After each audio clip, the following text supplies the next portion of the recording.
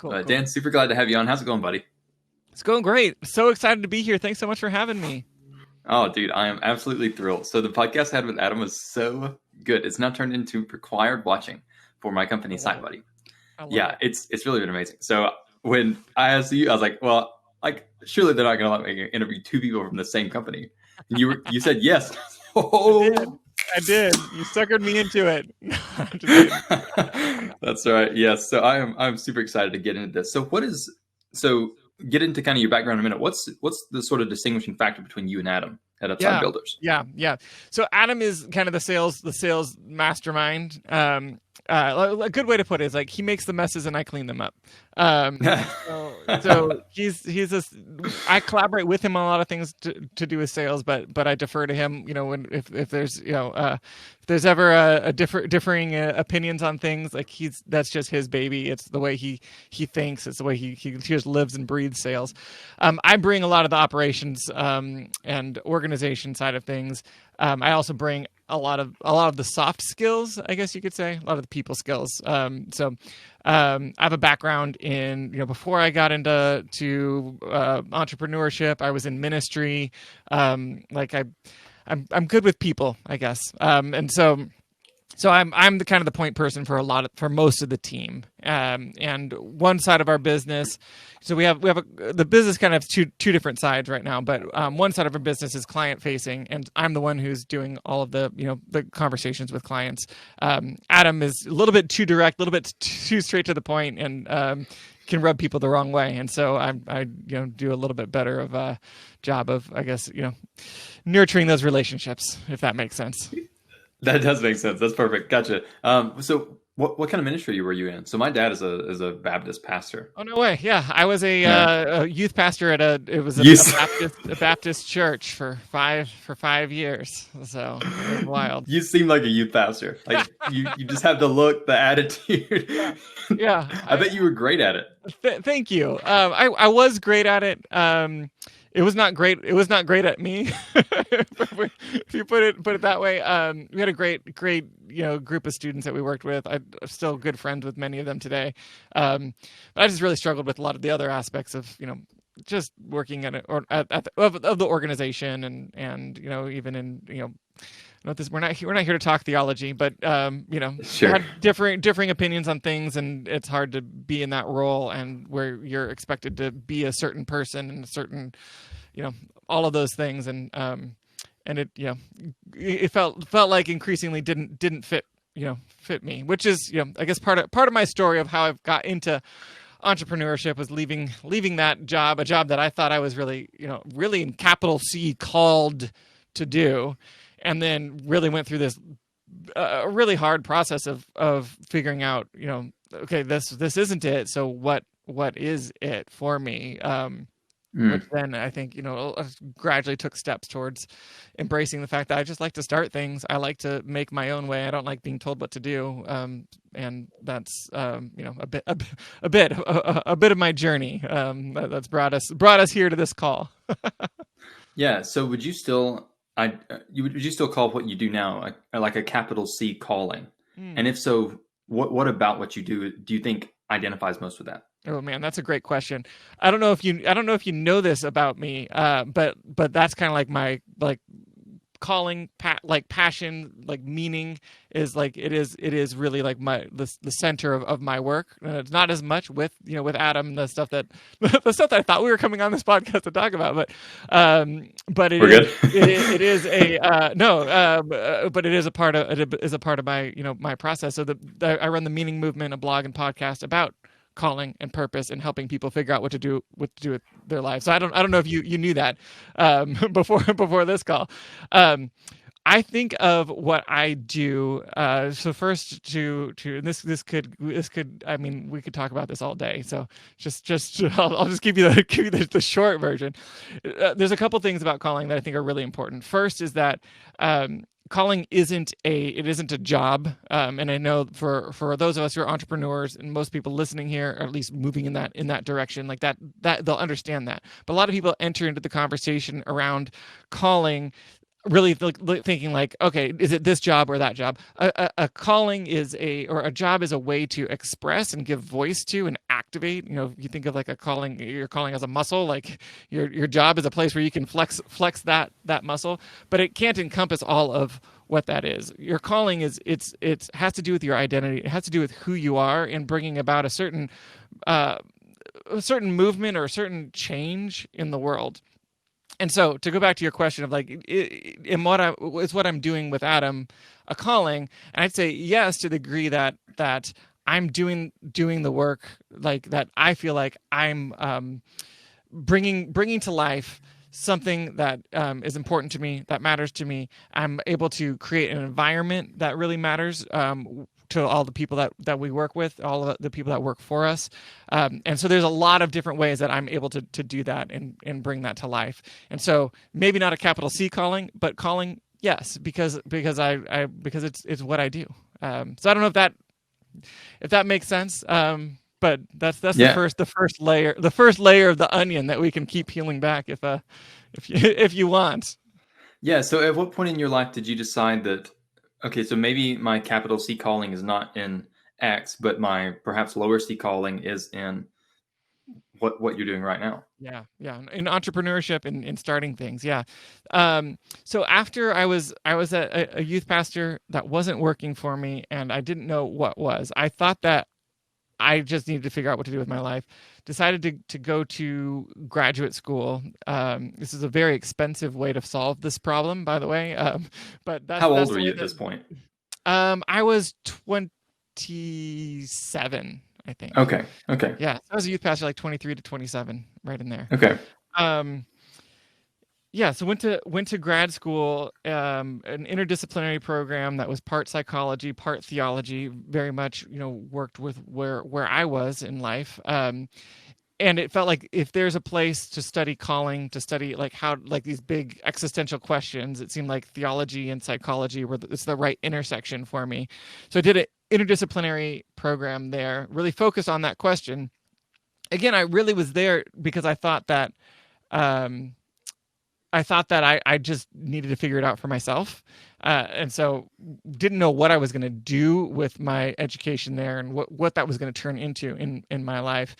And I felt really frustrated in the program because I was learning some really great things, but there wasn't a lot of conversation happening around like what we were going to do after the program. So myself as well as my classmates. So I started starting things. I started starting some conversation discussion groups. We were reading some books together. I was creating some events and then having faculty come and share their journey and how they answered some of these questions, these kind of transition questions of what am I going to do next.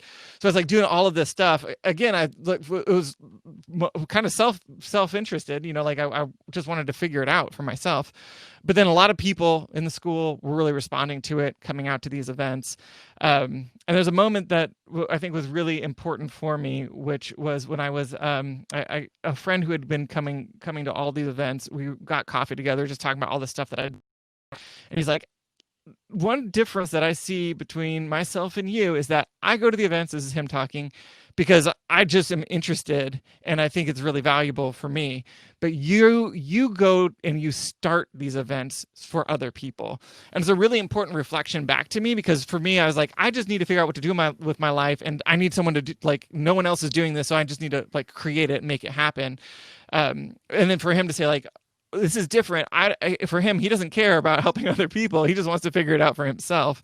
And that like was the beginning of the process of like, okay, I have a different energy here. And that energy has there's kind of two parts of it. One is like the starting things and like, lighting fires, I guess you could say. And the other is like particularly around that question of meaning and purpose.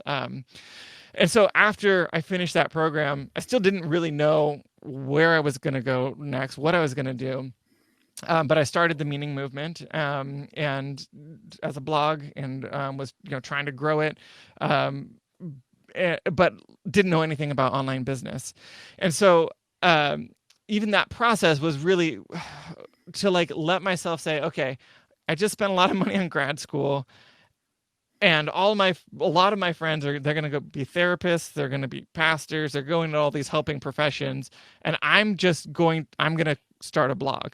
Like that felt like it took a long time for me to like give myself that permission. And I think that's, another step of kind of living into that calling for me, is that I want to make something. I want to start from scratch and make something appear in the world.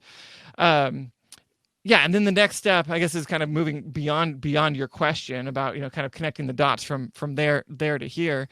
I then realized I don't know anything about running a business, and so I got to figure that out. So I started looking around it for people to follow, who are teaching how to grow a blog, how to grow a business, and then started looking for opportunities to work alongside people and learn from them, which led me to an internship, which led me then to eventually.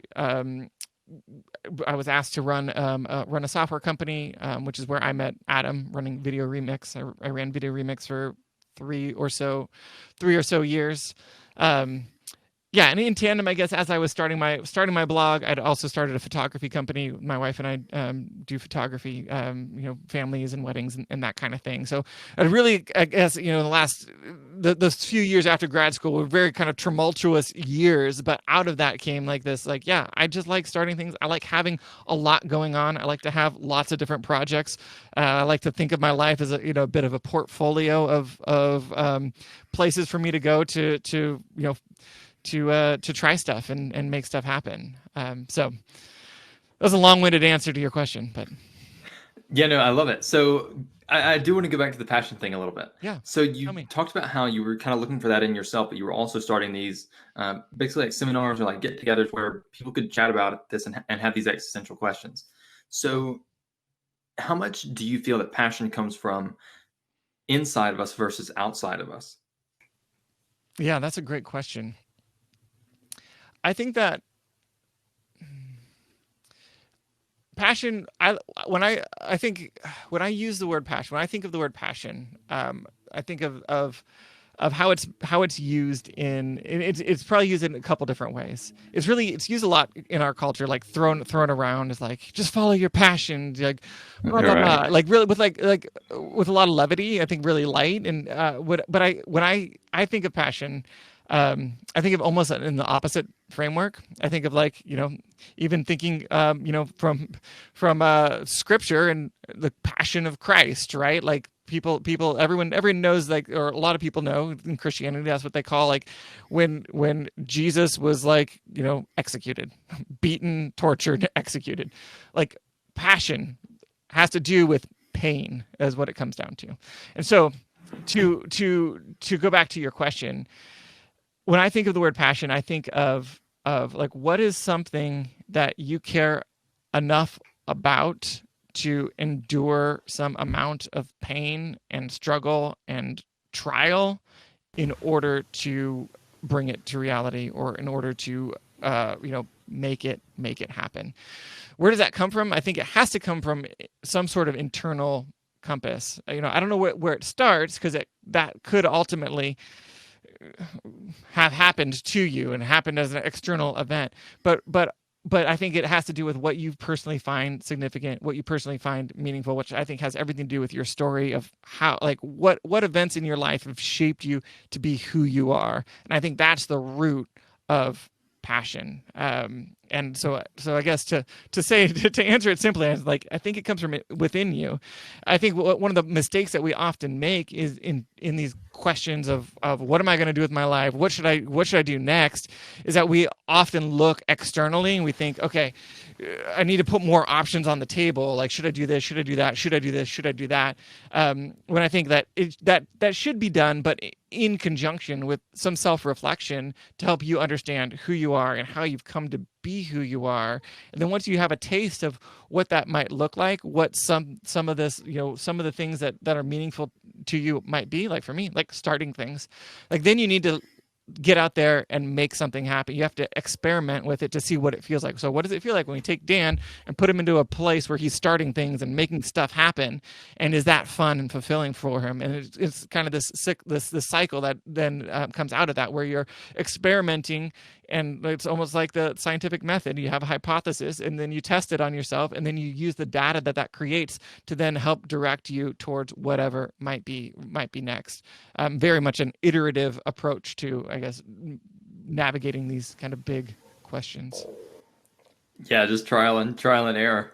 I think that's an excellent answer to a very complex and difficult question.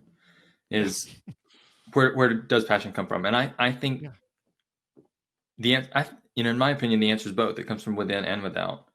I think it probably, like you, I don't really know where it starts. I think most people start acting on it when they feel it within, and then they find some sort of outwardly validation that kind of reinforces that like a virtuous cycle of chemicals. Like, well, this thing makes me happy, and then there's some outside feedback that makes me happy when I do it. So I want to do it more, which makes me happier, and et cetera. Totally. Which I think leads to that. Yep. And I love that you said, it's a complex question. I think that's some of the problem with the conversations that often happen around these ideas, is that they're so simple. Like, just follow your passion. Here's three quick steps to figure out what you want to do with your life. Like, if it was that easy, you wouldn't be asking the question to begin with, right? Like, and so we need to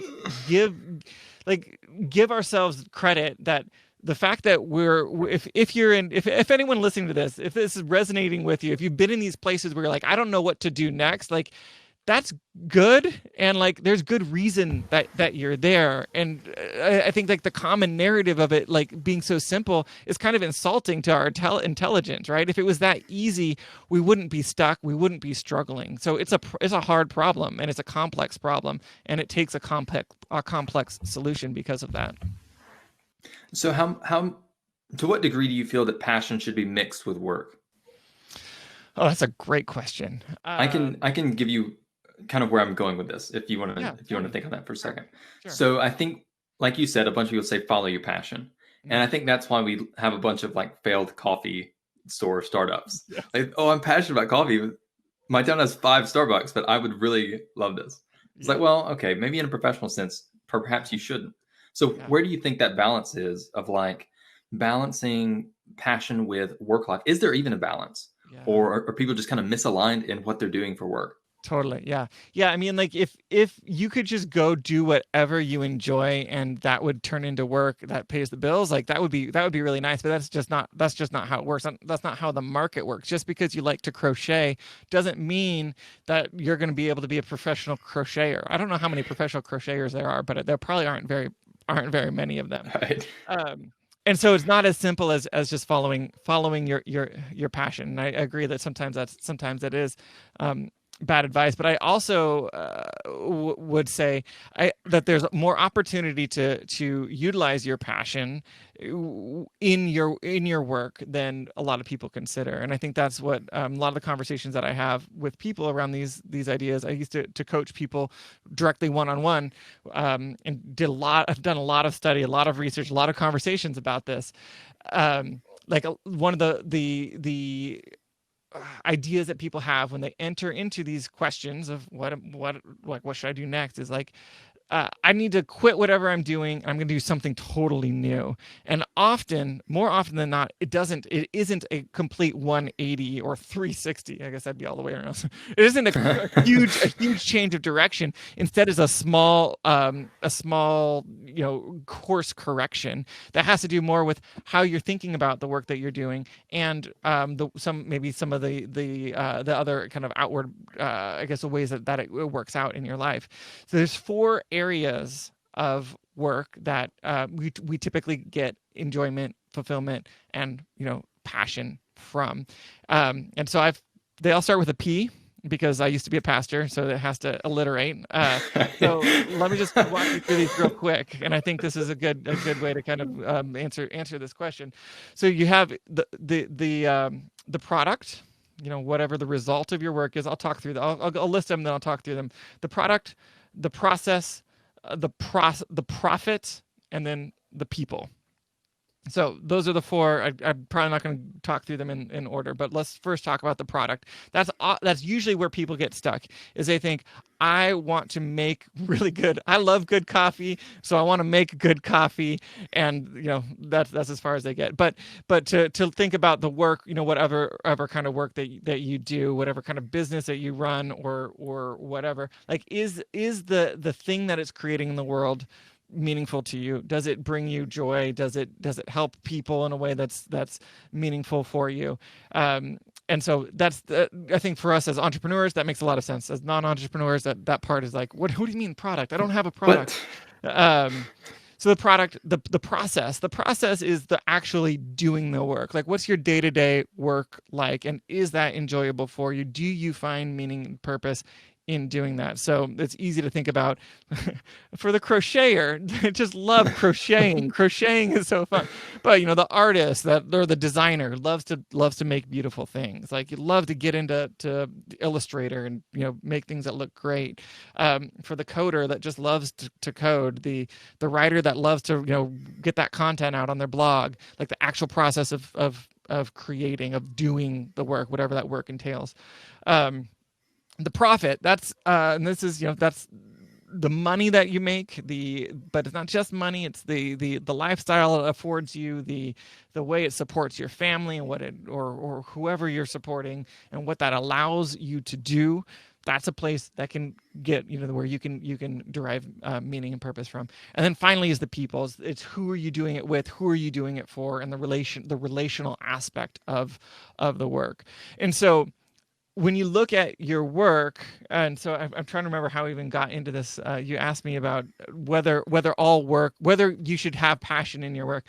I'm in the bias that there's always a way to get more, to bring more of what you're passionate about to your work, because it's basically a question of bringing more of who you are and making your work a better expression of your identity, of who you are. And so I think that those four areas are areas to look at and even to analyze, right? If someone listening, if you're at a place where you're like, I don't know what I want to do, I don't know if I love my job, like, think about those four areas and give yourself a rating of like 0 being like, this is really bad and I don't like it, to 10 being like, I love this, on each of those. So maybe you love the people you work with, but everything else is horrible. Like, okay, how could you, what parts, is there any bits of the process that you could change, where you're doing more of that process part, where you're able to enjoy more of that. And so you can use that kind of framework to look at both where you are, and then also if you're looking at making a change in your work situation, to bring more of your passion, more of your personality, more of who you are to that work. And the ideal would be like, we're 10, 10, 10, 10, 10, like all the way down the line. But that's the dream job, I guess. We can create that for ourselves, and over time we will. But also, like, work is hard, and there's always parts of work that just have to get done because it has to get done. What I haven't told you in this answer is like how to go about choosing whether or not you should start your crochet coffee shop or whatever might be.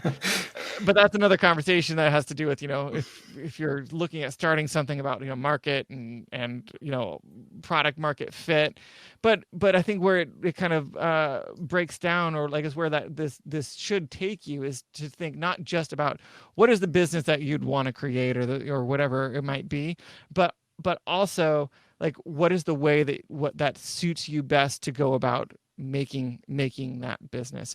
And so to even go back to Adam and I, like I love people, I love building a team, and like that's a big part of what we're doing with Upside Builders and with Trust Scout. That really matters to me, is bringing these people together and really seeing them grow.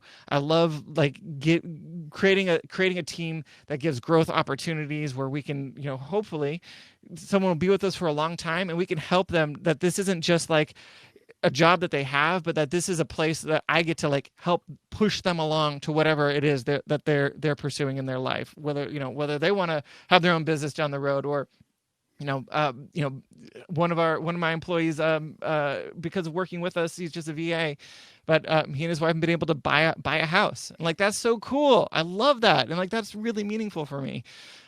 So all that is to say, there's lots of opportunity to bring passion into your work. And I hope people do, because having a job that sucks is like sucking your soul out of you, and you're going to it all day, every day, is not a good existence. And so you should make a change if that's the place that you're in. Yeah. Really, I can't add anything to that. I think all of that's super well said. And I know we didn't get on to talk about this, but I had no idea that this is such a. I didn't know that you were so well versed in this. Yeah. So sorry for spending too much time here. It's great. I love it. I'm just like, I don't know. I didn't know we'd be having this conversation, but it's a conversation I always love to have. So hopefully your listeners like it as much as we do, I guess. Yeah, absolutely. I'm sure they do. I mean, who doesn't need to be more passionate about their life in the vast majority of ways? Yeah. Like, I think it's even particularly easy for people who are entrepreneurial mindset to get, say, passionate about their business when they're successful, and then not be passionate about their relationships, their family, and their friends. Yeah, totally. In fact, I was chatting with a guy just not long ago who's like, well, hey, I work 16 hours a day, and he's turned himself from a marketing job he hated to unemployed to now multimillionaire. Yeah. But he goes on to tell me, like, but I don't really have any friends. Yeah. Ouch. Then is life really worth living that way? Yeah. And I think there are plenty of psychological studies that demonstrate that from a happiness standpoint, then he's probably a lot less happy than someone who is, just making bills, but has 5 people who they can call at 2 a.m. to discuss intimate details about their life. Yeah. So, and I think what you said about passion is just so right on point. So right on point. There's no better way to say that. Just right on point. One thing I have said to entrepreneurs for a while is like, well, I don't think you need to be passionate about your business to be successful. But I think it's very easy once you're kind of watching dollars roll in from your efforts to become passionate about that success. Totally. Yeah. How would you feel about, like, if you heard me say that to a beginner entrepreneur? Yeah. Like, well, you don't have to be passionate about the business, but I mean, you should like it. Like, don't get me wrong, you shouldn't hate it. Totally. Yeah. But if you overheard me say something like, but once you begin to see success in that, it's very easy to become passionate about that success. Yeah. What would your gut reaction be? Like, oh, he's way off, or like, no, maybe. I think it's right. I mean, like I said, I think it's one of the major areas, like it's fulfilling to be able to do work that is, that's like getting paid matters, right? Like, I have 3 kids, and when I'm able to see that there's money in the bank and there's money coming in, like that's really satisfying and fulfilling. I'd say, like, especially if you're talking to someone who's like wants to start a niche, a niche blog, because I know a lot of people in your audience are, that's kind of the content route is where they're pursuing. Like, you don't have to start a niche around something that you love to death, but I would say you should start around something that, like, you're at least curious about or could learn to love. And I think that's something that a lot of people around this topic talk about, that rather than pursuing a passion, and I forget, I think it's Cal Newport maybe who was written, he's written a lot about deep work and things like that around work, but also it also aligns with Malcolm Gladwell's 10,000 hours of what it takes to, like, really become an expert. And it's a little bit of this chicken and the egg. Some of these people that we look at who are experts in their field, who are really good at what they do, have put in a ton of time to get there. So did they do that because they were passionate about it? They would say that they're passionate now. That's what we know. They would say that they're passionate now, but did that passion happen before they started, or did they develop that passion along the way? And I'm a firm believer that we can get passionate about things, we can get curious, and we can learn to enjoy topics that we may never have thought that we would like. And so to go to that entrepreneur is starting a niche blog, don't choose something that you're like, I really don't like tofu, and I'm going to start a blog on, all these different ways to make tofu or something like that. But, but if there's something like, I don't know anything about, I don't think tofu is a good niche to have a whole blog about. I don't know anything about tofu, but it sounds interesting and I like cooking. Let's start a blog about tofu. Like, that's, I think, where there is that potential. And then, like you're saying, as you start to get momentum, you learn the topic, you build that expertise, you learn that, all the more the nuances of it, and then you start to see that success, and you start to fill out some of these other pieces of the process, that the people that you're working with, the process that you're doing, the profits are coming in, and the product, a tofu blog, again, we're talking about that. But like as that starts to fill out, it can be really satisfying and really fulfilling. So that's that's the very long answer to your simple question.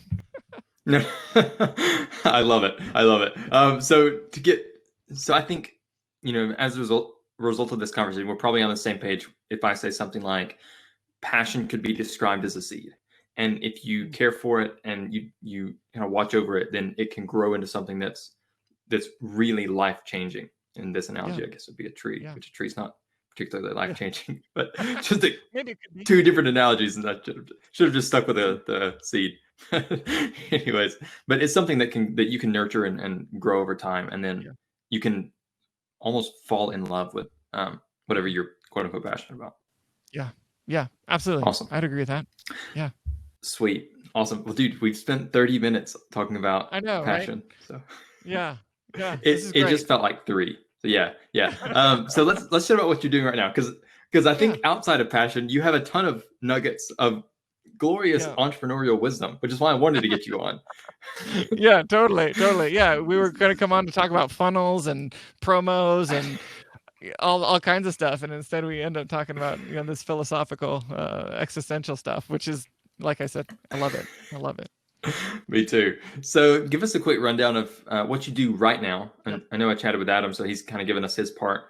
Give us what you do right now, and then we'll chat about sort of the details and get some questions. So the quick version is Adam is my business partner, and so everything he said is the same as me. No, our business is we have kind of 2 facets to our business. One is Upside Builders, which is our kind of umbrella that everything else comes under. Started as a sales agency. We have a few clients. We do sales, a lot of things on the sales side. Mostly, we work to increase the lifetime customer value. We work to structure offers to lengthen the customer journey. So adding offers into the customer journey. So really just helping them make more money with the leads that they have. So that's one aspect. And then the other aspect, we've recently launched Trust Scout, which is a video testimonial collection tool that we've created it primarily as a B2B2B product. So most of our customers our customers are using the tool to serve other businesses as a service. So we're selling it to agencies, people who are working from home, trying to make a income, getting started online. Maybe they're doing some other marketing services. Then those people are using our tool to go and approach primarily local businesses like real estate agents and dentists and whoever else, and using it to collect testimonials, authentic, real video testimonials for the customers of those businesses, which then they can use on their sales pages, on their websites, on their social media, everything. And really where this came from is as we were working with funnels for our clients, we saw how powerful testimonials are in helping people make a buying decision. So when we're, as a consumer, on a website for a product or a service, and we see other people talking about whatever transformation or whatever that product has done or service has done for them, that's a really strong indicator for us. It builds trust, which is why we called it Trust Scout. And it helps us make that decision to join, to purchase, to subscribe, whatever it might be. And we did some tests, A/B tests of different kinds of sales pages and we always found that the ones with video testimonials always did the best. And so then that always, every single time. The ones that I can't say every single time, but every from the test that we did, yes, the video testimonial pages converted higher. So how many tests you do? Like how much traffic do those pages get? That I don't have that data in front of me, unfortunately. But we were doing it via Facebook ads. So and then what we ultimately ended up doing is using those testimonials as retargeting ads. So after someone engages with your brand, then they see your someone talking about your product as on on Facebook, as as a retargeting ad, and that's a really great way to get buyers for cheap, because retargeting is cheap, and because those testimonials basically what they're doing is they are selling for you. Like, it's someone else coming into the room and saying, like if I'm trying to sell you on something, and then someone else comes in the room and it's like, dude, you got to buy this, Brady, you got to buy it. Like, that's functionally how it what a video testimonial does. So that, again, was a long-winded answer, but those are the projects that I'm working on with Adam. Okay, so you mentioned video testimonials being, in your test, like fundamental to a really high converting page. What would be like the anatomy of a well converting offer? So say I've got X product. We'll use SiteBuddy. So I'm a part owner of SiteBuddy as an example. Yeah.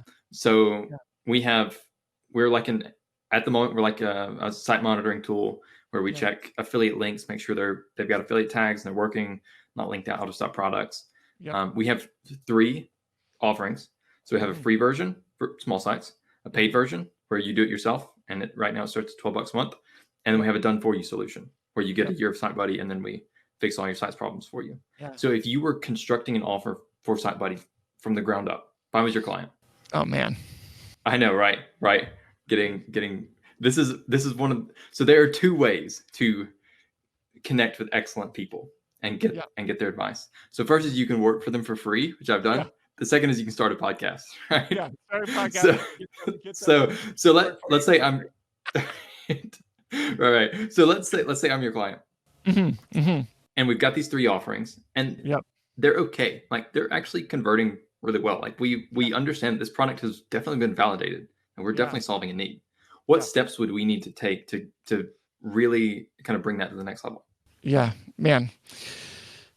So there's a couple of different ways we could go at this. We could like talk about well converting offers, but like, the well converting offer has everything to do with the traffic. Your offer is going to convert completely differently based on who lands on that page, right? If the traffic that's hitting that page is not at all, it's not even site owners, people who don't even know what an Amazon link is, like, they're not going to even understand, right?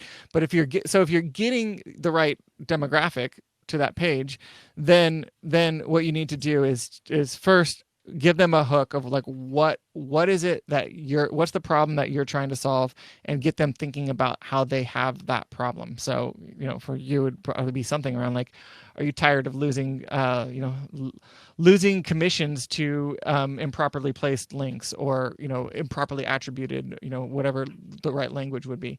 So get them hooked immediately, and then probably with a strong headline, some smaller call to action, or give them some with your subhead, some good reasons to keep reading the page. On that page, you want to see proof. You want to see the results that you've given. You want to see for this guy, whoever this site owner, we saved him. He's making $400 a month more because of all the links that he found. I think that's what you really should leverage with SiteBuddy, is the amount of money that you're making people, because that's a huge, I imagine, even though these transactions, they can be pennies, right? But that adds up over time. And so then present it on an annualized basis. So you could say, Dan is making, $1,000 a year more because he bought our whatever the price is service, and as much as possible gives like screenshots. A lot of time testimonials are just in text, like maybe have a conversation that you have with someone, and then you type it up and put it next to a person's photo. That's what we do on a lot of sales pages. But if there's a way to get it with a screenshot, so get a screenshot of that person's Amazon account. Like, that's what I want to see all over your page, is screenshots of Amazon accounts loaded with money.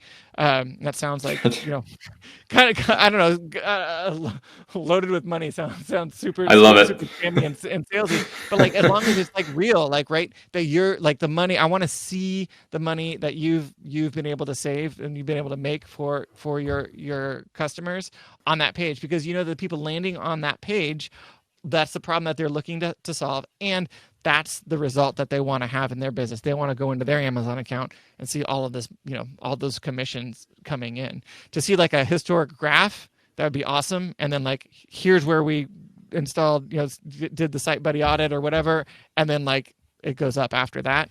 That'd be super strong image as well. And then some testimonials, get people, just record a couple testimonials for you saying, hey, I was, my site was doing pretty good. Thought I was doing, okay. But then I realized that I found a link where the attribution was incorrect. Somebody on my team had done it wrong or had put their own link in there or whatever it was. So then that got me looking around, and I found SiteBuddy and found that I've had these on 45 different pages. Went ahead and made these changes. It was super easy, and now I'm making a bunch more money because of it. Thank you so much, SiteBuddy. You guys rule. Like a testimonial like that from 3 or 4 really strong ones would go a long way as well.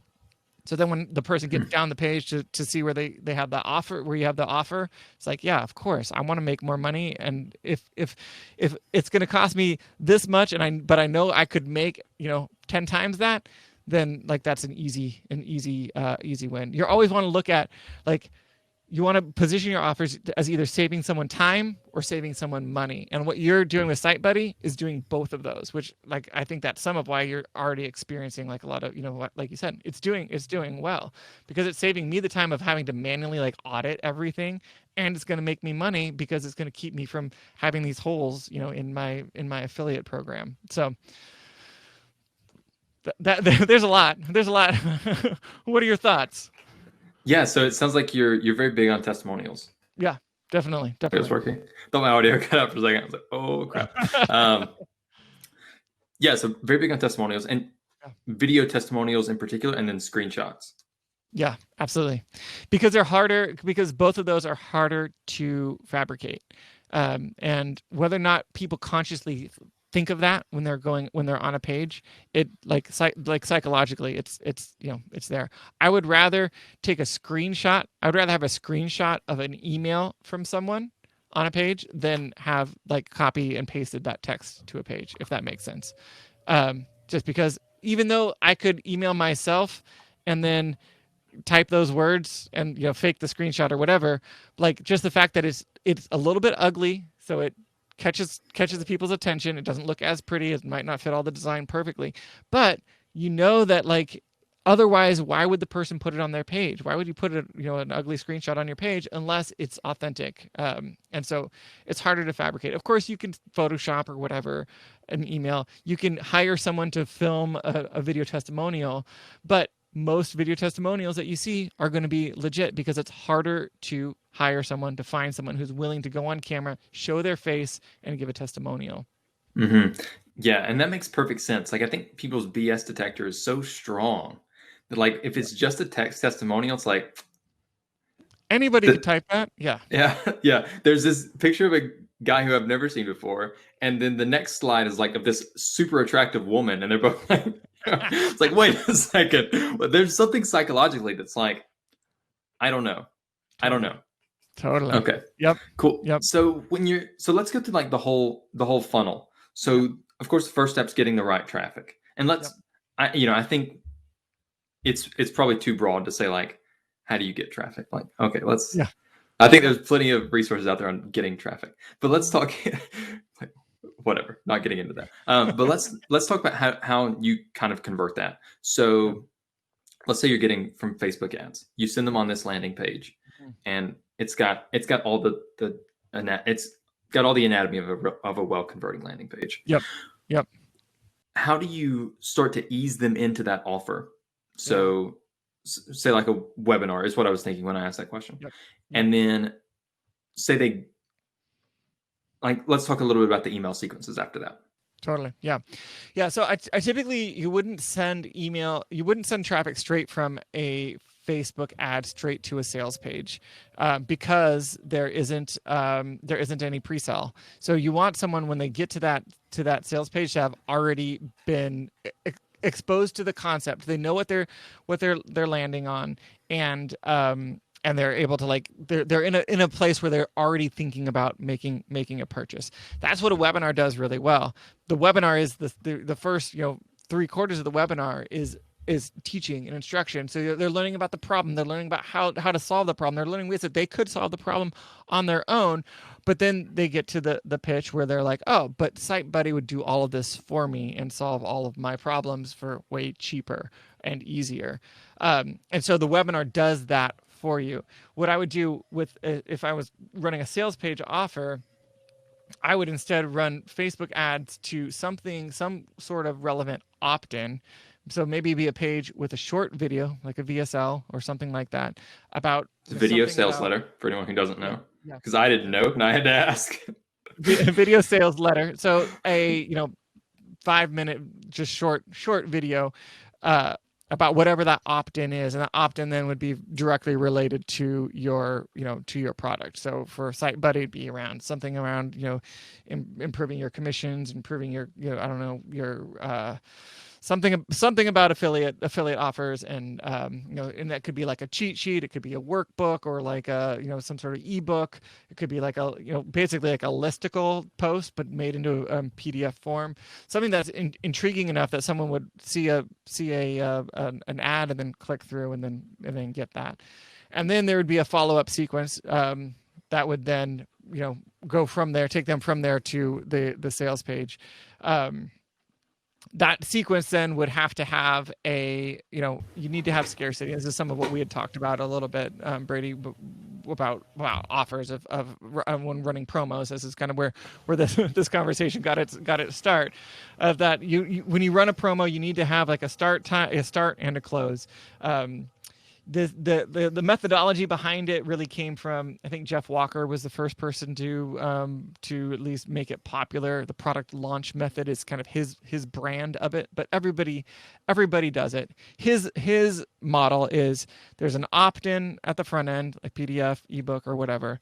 Then there's a pre-sale of a three video sequence teaching something about your topic, and then there's the sales page goes live, and it's live for usually between 5 to 7 days, and then it closes. And at the end of that close, the offer is not available. That doesn't mean that you're never going to sell it again, but you're never going to sell it with all the other bonuses that you put into it. So you put extra stuff into the package. You're not just selling your software, you're also selling training. You're adding in training, you're adding in education, you're adding in a community group, or like some sort of mentorship, like all kinds of different things to kind of sweeten the deal and make it so that it's like feels way more valuable and is more valuable to the buyer during that window than it is other times. So if they just land on your site and they say, okay, here's the prices, that's fine. But then they get on the webinar, it's like the same price, but I get all these, or not the webinar, but the sales page, I get all this extra stuff, and it's the same price. I want to buy. And so what you're trying to do is use those bonuses, those extra things, plus the scarcity of that time, the time limit, to force that buying decision, where someone might be aware of the brand, and be aware of your product, go to your pricing page a bunch of times, but like, yeah, I don't know how much money I'm losing to Amazon, with my Amazon links. And so it's like, it's one of those problems that's like it's easy to put off and be like, yeah, I'm not going to make that decision to actually put my credit card number in. So by adding in these other elements, it kind of forces their hand, like, yeah, I want to get this now because it's going away, and I want all of this other stuff.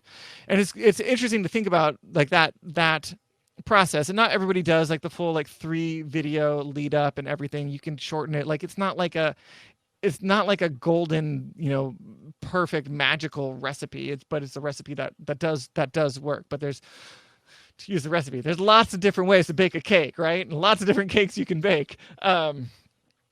But what's interesting is like what that's doing is the same thing as a webinar. You have the 3 videos that are giving some sort of value. On a webinar, you have some sort of instruction where you're giving value, you're educating before you get to that sale moment, that moment of making a choice.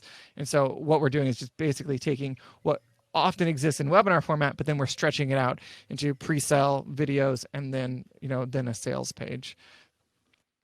Gotcha. So the anatomy, to kind of recap, is you get your traffic however that comes in, and then you pre-sell. So the pre-sale can be done with so like videos or a webinar, which the webinar can also function as a sales page. Yep. And then once you've got people there, so say they don't purchase, they go through this funnel and they don't end up purchasing.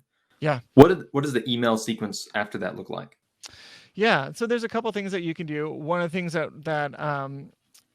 sometimes people will do is it's a backdoor offer. So that's one kind of trick people will try is after the offer closes, you send out one more email the next day and like, hey, I know some people weren't able to get in.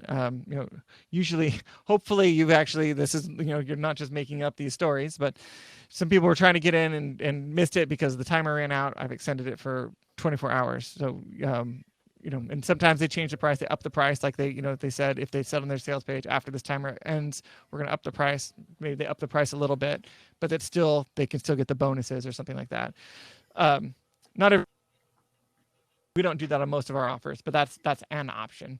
But then after that, you got to think about what else is like, what's your back end offer. And so especially if you're running paid traffic to this offer, it's really hard, especially right now. We're recording this on the day of the election, where a lot of money has been spent on Facebook ads, on all ads in the last 4 months. I'll share with you, Brady, after this, screenshots of the candidates' Facebook accounts, but they've been spending tens of millions of dollars a week in Facebook ads. They've each spent over $100 million, and that's just on Facebook, let alone all the other things. But when it comes to what makes an ad work, your ad is going to get whoever you're competing for attention. And so if I'm trying to get the attention of a certain demographic and someone else is trying to get that person's attention at the same time, and their bid is higher, Facebook's going to make more money by showing their ad than by showing my ad. So the first thing you have to understand is whoever can pay the most wins. And so you're competing against people who might have really big budgets. So when it comes to your offer, it's really hard to break even or even be profitable with just one offer in your funnel. So then you need to think about what happens next, both for the people who buy as well as the people who don't buy. What is the next problem that they have that you can solve? So, with SiteBuddy, you already have it done for you. What I would do if I was running it through SiteBuddy is I would not offer the done for you service as as a choice on that sales page or webinar. I would only offer one, the do it yourself version. Then after that, then you put people through to an upgrade where they would then be able to have it done for them, or something along those lines, where it's taking what you're doing but then making it easier. Again, think about how can you save the business owner time, how can you save them money, and how can you make them money. So I think you had a verbal misstep. So you said you would offer the done for you on the webinar, or no? No, I wouldn't. No, okay. What would you offer? Yeah. I would just offer. I would offer some version of just the software. Okay. And probably with maybe with a few other bonuses thrown on top, but then save the done for you as an upgrade that you could offer on the back end. So then that would increase your lifetime, your average purchase value, your customer value. So then you could spend more money to get people into your funnel on the front end. So the back end is really where you should think about, like that's ideally where you're making the most of your money. But it all depends on the offer, and it all depends on it has to be very congruent between the two, and you can't be selling more of the same. It's not like we bought SiteBuddy here, buy SiteBuddy again, right? That's not going to work. But so it's going to vary, depending on the business. Okay, and so let's talk a little bit about like the lead up. I guess a little bit about getting the actual traffic to the page, but in a very confined context.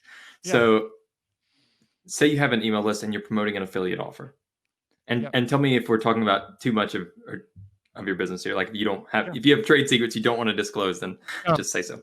No secrets in this business, really. That's true. If there are secrets, they get published and then everyone does them and then they're ruined. Just listen to all the podcasts, you'll find all the secrets. Yeah. So let's say you're pushing. So you're doing a pretty hard email push to your list for your product, an affiliate offer, or whatever, and you're sending out like 5, 7, 12 emails, however many. one concern I've always had is like, well, dang it, what if you burn your list out? So how do you kind of balance that? If say you do have an email list and say you are sending them offers, whether they're yours or somebody else's, and making sure that they're not just checking out. Yeah. That's a tricky one because anyone who has an email list, and I feel the same way with the meaning movement, because that's like a list I've been building for like 10 years now almost. And like, it's like blood, sweat, and tears that list was built on. And then every time I send an email, I get a bunch of unsubscribes. And so it's like, I don't want to send emails because I don't get unsubscribes. But if I'm not sending emails, then why am I paying for this email list? And if I'm not getting unsubscribes, then I'm paying for people to be on my list who obviously don't even want to be on my list. So the moral of that story is you just don't look at how many unsubscribes you get, for one thing. I mean, you can check in every once in a while, but like don't let that be the metric by which you judge your success, the success of your business. People are going to unsubscribe. But with that said, burning your list can happen and does happen. What you need to make sure that you're doing is you're balancing your sales emails with value emails. If you're doing a really solid pre-sale, which a lot of affiliates don't bother doing, it just depends. I mean, there's lots of different ways of businesses, lots of different kind of sub markets. If you're doing a decent pre-sale, people are learning as they go through, and that can be, that decreases the burn rate because they feel like they've gotten something out of it. It's the same with a webinar. You don't get on a webinar and then just get straight to a sales pitch. You want a good webinar. By the end, you want someone to feel, whether or not they decide to buy, they want to feel like it was worth their time. They want to feel like they have something that they can use to make their life, make their business better. And the same is true, especially, that's really some of that strength of that pre-sale sequence, is that it's giving value. And so that's one way to do it, is in that pre-sale, really leaning into, giving value and making sure it's educational. But then also between offers, whatever your main list, whatever your topic is, to be emailing periodically, or that you're continuing to give value. I know Gary Vaynerchuk has this book, jab, jab, jab, right hook. His way he describes that, which is like to give value, and then you go in for the, then you go in for the kill. Then you do the right hook with the pitch and the sale. And I think that's a good metaphor to use with your list. Like how hard are you pushing on the sales, and how much are you leaning into the value in between them? The value, it takes energy, it takes work, that's nurturing. But if someone is on your list and they feel like you're making their life better, making their business better, they're going to stay, and they'll put up with your sales shenanigans.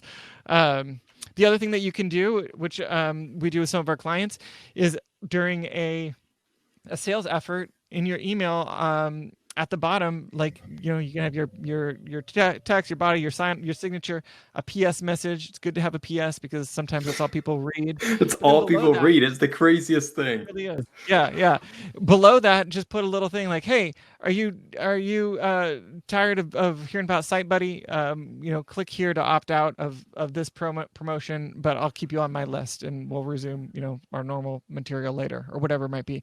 So then that gives them an opportunity, like, yeah, I'm not interested in SiteBuddy, but this wouldn't be for the SiteBuddy list. This would be me promoting SiteBuddy to my list, right? I would put that at the bottom, and then they could opt out of that promotion, but then stay on my list. So then it gives them an opportunity to be like, yeah, I don't want to keep hearing about this thing that I'm not really interested in. I don't have that kind of a website. I don't do affiliate links or whatever. But then they'll stay on your list after, because they have that opportunity. So they don't have just the global unsubscribe from everything option. They can unsubscribe from that specific promotion. So I like and dislike that idea. I like it because it's very useful if you're, I think my Southern accent just came out a little. Dang it, I can't stop saying it now. If you are trying to segment your list, so like if they tell you I'm not interested in something like SiteBuddy, then it's okay. Well, and say they're also not interested in like Authority Hacker or whatever. That gives you some pretty good ideas about what kind of business they run, or at least it gives you a pretty good idea of what business they don't run. It's probably not like an Amazon affiliate content site. I dislike that idea a little bit because I feel like it would be very easy for someone to click on that and think that they're unsubscribing from the entire list, and then get an email next week and they're like, wait a second, I just unsubscribed from this, report spam, that's my go-to now. Yeah. When I think you still give them the global option, like you don't take away the option below. But I could see what you're saying, but you just need to make it clear in your verbiage that they're staying on the list. But yeah, I have not experienced that, at least not enough to notice notice an issue. But it's a good point. It's a fair point. How do you, or what do you feel is the right balance between value and sales? Like, as say percentages or fractions, how much value do you provide before you hit with the sale offer? There's no like real there's no real like solid number to go off of. I think you have to just find what works for you and for your list. And if you subscribe to different people's lists, you'll find that some people just sell, and that's the kind of list that they have and the kind of relationship they want to have with the people that are on their list.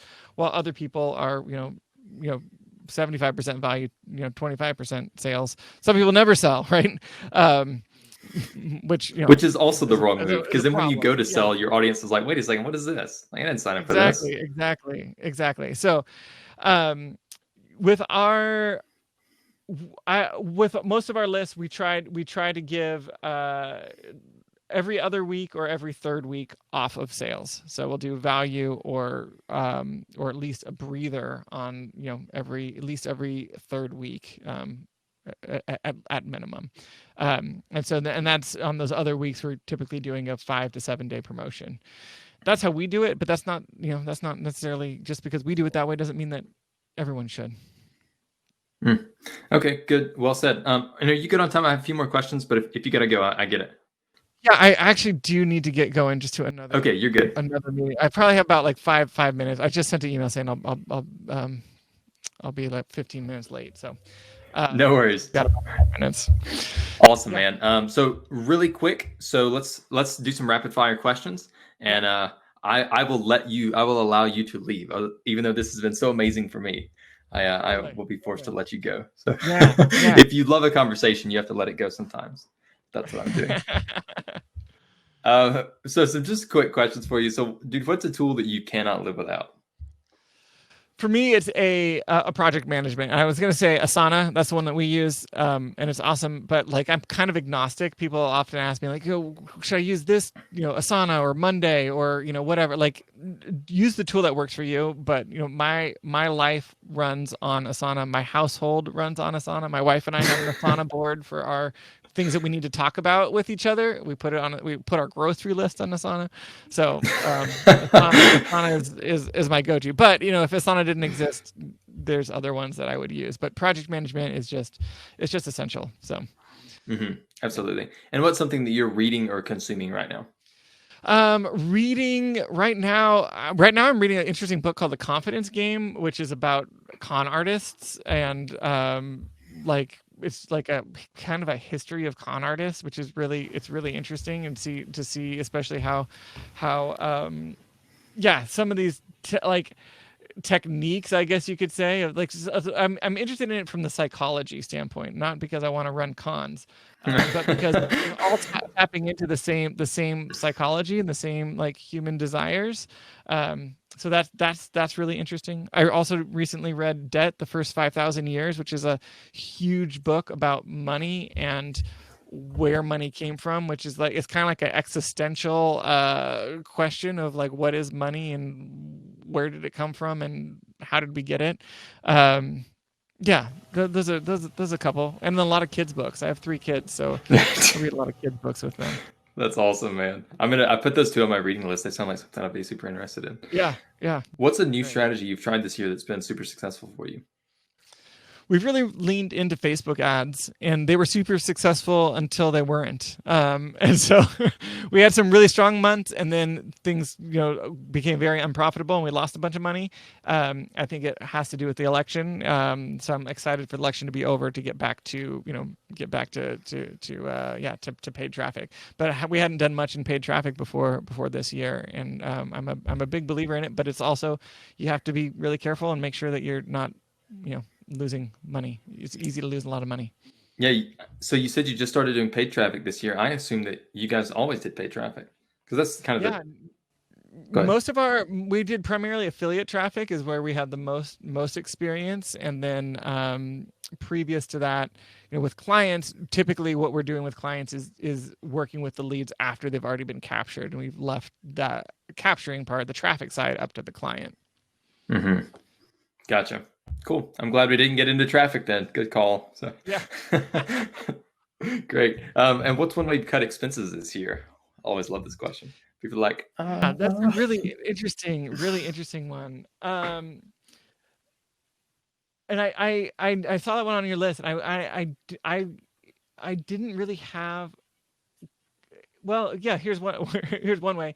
This is small, but it's the one that jumped to mind. We have a Google Suite for our team, and everyone had like a Upside Builders email address, and we decided like that it's not really worth it to have everyone having a a company address. So we instead have everyone, unless they're outward facing roles, they just have a Gmail address. That's their company address, and that saves us about $10 to $14 per employee per month, and that's that adds up. So that's a small thing. That's the one that comes to mind. That's good. The multi-million-dollar firms save $30 a month. There you go. I'm just kidding. Also, and then what's that? It all adds up. It really does, man. SaaS gets expensive fast. Yeah. And then last question for you: what do you think is a great business that doesn't exist today? Yeah, this is the thing that I've been playing with. I can't even call it a business, but it's just an idea. And I think that with the pandemic, there might be some people who are trying to do this. But I want there to be a way for. So I have 3 kids. Childcare is an ongoing, always ever evolving puzzle. And I want there to be a way that I could watch someone else's kids and get credits for those hours that then I could exchange for someone else to watch my kids without it being a one-to-one barter. So I want to create a new form of money that has to do with childcare. If they could solve that problem, I think that would be really interesting. There's this reciprocity that happens in some relationships. So people have kids like, hey, can I drop my kids off for a few hours or whatever? And they're like, yeah, great, bring them over. But then sometimes they're not available.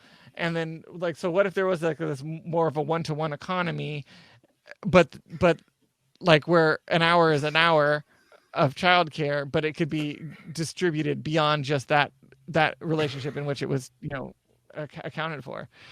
Just an idea. I don't know. Who knew that blockchain would take us so far? Yeah, I would pay to be a member of something like that. Yeah. Oh man, I love it, Adam. Dan, thanks so much for hopping. That's right. Dan, thanks so much for hopping on, man. This has been absolutely awesome. Just if anyone wants to dig in further to funnels, we have, I know Adam has a training on like high converting funnels. We've studied a whole bunch of funnels, and like there's one particular format that he teaches how to build. We'd love to offer that to people just as kind of a free value. Yeah, sure. So if that's something I can throw out there, we could. I'll put it up at just upside.builders. No, let's do TrustScout. Let's do TrustScout.io. Is that /BrandBuilders? Let's do it there. Sweet. Do we already have one there? We'll call it TrustScout.io. Let's call it /funnel. How about that? That sounds good. There you go. That sounds good. And I'll put that in the description as well, and that'll go out in the email. So we got it. Awesome. Thanks for hopping on, man. This is great. Yeah. Thanks so much, Brady.